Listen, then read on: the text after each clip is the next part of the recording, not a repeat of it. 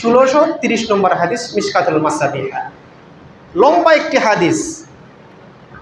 আন বারা ইবনে আজিব রাদিয়াল্লাহু আনহু বলেন, রাসূল সাল্লাল্লাহু আলাইহি ওয়াসাল্লাম বলেছেন, যখন মুমিন ব্যক্তির ঈমানদার ব্যক্তির দুনিয়াবী জীবন শেষ হয়ে যায়, আখিরাতের দিকে ধাবিত হয়, মৃত্যুর সময় উপস্থিত হয়ে যায়, এমন সময় আসমান হতে অধিক উজ্জ্বল একদল ফেরেশতা তার সামনে উপস্থিত হয়। তাদের চেহারা হচ্ছে সূর্যের আলোর নাই, এত ঝকমকে হবে।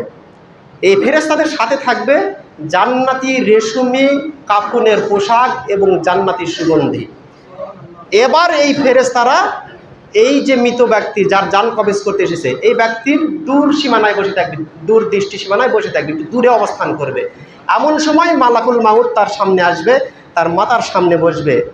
এবার বসে বলবে, হে পবিত্র আত্মা, তুমি তোমার রূহ বের করে দাও।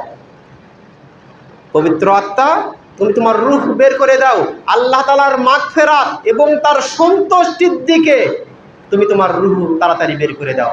এবার মুমিন বান্দার রূহ কলসে যেরকম পানি ছেড়ে দেয়, কলস হতে যেরকম খুব শান্তভাবে পানি পড়ে যায়, কোনো কষ্ট হয় না, এইরকম করে মুমিন বান্দার রূহ এবার বের হয়ে চলে আসে। এবার এই রূহ মালাকুল মাউত হাতের মধ্যে নেবেন। হাতের মধ্যে নেওয়ার সঙ্গে সঙ্গে ওই যে একদল ফেরেশতা রয়েছে, একদল ফেরেশতা এসে এবার মালাকুল মাউতের হাত থেকে এবার এই রূহটা নিয়ে নেবেন। রূহটা নেওয়ার সঙ্গে সঙ্গে ওই যে জান্নাতি রেশম পোশাকের কাফন এবং সুগন্ধি রয়েছে, এই রেশম পোশাকের কাফন এবং সুগন্ধির মধ্যে এই রূহটা এবার রেখে দিবেন। এবার এই রূহ থেকে এত সুগন্ধ ছড়াইবে, পৃথিবীতে এর চাইতে উত্তম সুগন্ধি আর পাওয়া যাবে না। এত সুন্দর সুগন্ধি এবার এই রূহ থেকে বের হয়ে আসবে। এবার এই রূহ তারা নিয়ে আসমানের দিকে চলে যাবে। আসমানের দিকে যেতেই একদল ফেরেশতা সেখানে জিজ্ঞেস করবে, এটা কার রূহ? তখন তারা বলবে, এটা অমুকের ছেলে অমুকের রূহ। এবার এই রূহ নিয়ে যখন আকাশের সামনে, প্রথম আসমানের সামনে চলে যাবে, তখন ফেরেশতারা আবার জিজ্ঞেস করবে, এটি কার রূহ? বলবে, এটি মুমিন বান্দা অমুকের ছেলে অমুকের রূহ। আসমানের দরজা খুলিয়ে দাও। আসমানের দরজা খুলিয়ে দেওয়া হবে। এবার প্রথম আসমান থেকে যতগুলো ফেরেশতা আকাশের দরজা খুলিয়ে দিয়েছে, সবগুলো ফেরেশতা দ্বিতীয় আসমান পর্যন্ত তাকে পৌঁছে দেওয়ার জন্য চলে যাবে স্বাগতম স্বরূপ। এবার দ্বিতীয় আসমান থেকে তৃতীয়, তৃতীয় থেকে চতুর্থ, এইরকম করে সপ্তম আকাশ পর্যন্ত চলে যাবে। এমন সময় আল্লাহ সুবহানাহু ওয়া তাআলা মালাইকাগণদেরকে বলবে, হে মালাইকাগণ, তোমরা এই রূহকে ইল্লিনে রেখে দাও। ইল্লিন, এই রূহের অর্থাৎ তোমরা এই রূহের এই ব্যক্তির আমল নামাকে ইল্লিনে রেখে দাও, আর রূহকে আবার কবরে তোমরা ফিরিয়ে দাও। কি জন্য? সে যাতে সওয়াল জবাবের জবাব দিতে পারে, তাকে প্রশ্ন করা হবে, এর জবাব দিতে পারে, এর জন্য প্রস্তুতি থাকতে পারে, এই জন্য তার দেহে আবার রূহটাকে ফিরিয়ে দাও। এটা হচ্ছে মুমিন ব্যক্তির জীবন কিভাবে কবজ করা হয়, জান কিভাবে কবজ করা হয়। পক্ষান্তরে আল্লাহ রাসূল সাল্লাল্লাহু আলাইহি ওয়াসাল্লাম বলতেছেন, যখন কাফের ব্যক্তির যখন রূহ কবজ করা হয়, তখন একেবারে কুৎসিত কালো একদল ফেরেশতা তার সামনে চলে আসেন এবং তারা সামনে আনেন কাঁটাযুক্ত কাফনের কাপড়, কাঁটাযুক্ত কাফনের কাপড়, এবং তারা তার দৃষ্টির দূরসীমানায় বসে থাকেন। এমন সময় মালাকুল মাউত তার সামনে চলে আসে। সামনে চলে এসে বলে, হে অপবিত্র আত্মা, তুমি বের হয়ে চলে আসো। এবার অপবিত্র আত্মা যখনই শুনতে পাবে তুমি বের হয়ে চলে আসো, এবার সে সারা শরীরে সে এবার বিচরণ করবে, বের হতে চাইবে না।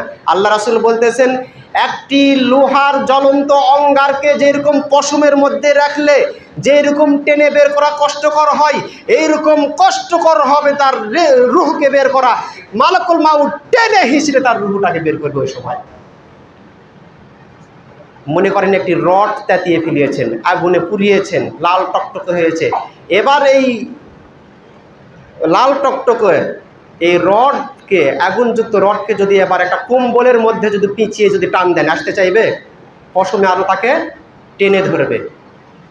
আল্লাহ রাসূল সাল্লাল্লাহু আলাইহি ওয়াসাল্লাম বলতেছেন, কাফেরদের জান যখন কবজ করা হবে, রূহ যখন বের করা হবে, তখন ঠিক রূহ এইরকম অবস্থায় থাকবে যে তাকে টেনে ছিঁচড়ে বের করতে হবে। এবার মালাকুল মাউত যখনই তার জান কবজ করিয়েছে, জান কবজ করার সঙ্গে সঙ্গে রূহটাকে হাতে নিয়েছে। হাতে নেওয়ার সঙ্গে সঙ্গে এবার অন্যান্য ফেরেশতার দল যারা রয়েছে কুৎসিত কালো, তারা চলে আসবে, হাতের তালুতে নিয়ে নেবে এবং কাঁটাযুক্ত ওই যে কাফনের পোশাকের মধ্যে রূহ রেখে দিবে। এবার ওই রূহ থেকে এত দুর্গন্ধ বের হইবে, যেইরকম একটি মানুষ পচে গেলে যেরকম দুর্গন্ধ হয়, এইরকম দুর্গন্ধ বের হতে থাকবে। এবার যখন এই ফেরেশতারা এই রূহটা আসমানের দিকে নিয়ে যাবে, আসমানের ফেরেশতা বলবে এটা কার রূহ? তখন বলবে অমুকের ছেলে অমুকের রূহ। এত দুর্গন্ধ কেন, এত পাপিষ্ঠ কেন? আল্লাহ তাআলা ওই সময় বলে দিবে, হে আমার ফেরেশতারা, এর রূহটা, এর আমল নামাকে তোমরা সিজ্জিনে রেখে দাও, আর এই রূহটাকে এখান থেকে জমিনে নিক্ষেপ করো, যাতে সাত স্তবক জমিনের নিচে যাতে চলে যায়, একবারে ইলনে যাতে চলে যায়। এইরকম করে আসমান হতে এই কাফের বান্দার রূহকে নিক্ষেপ করা হইবে। এইরকম করে মুমিন এবং কাফের বান্দার জান কবজ করা হইবে।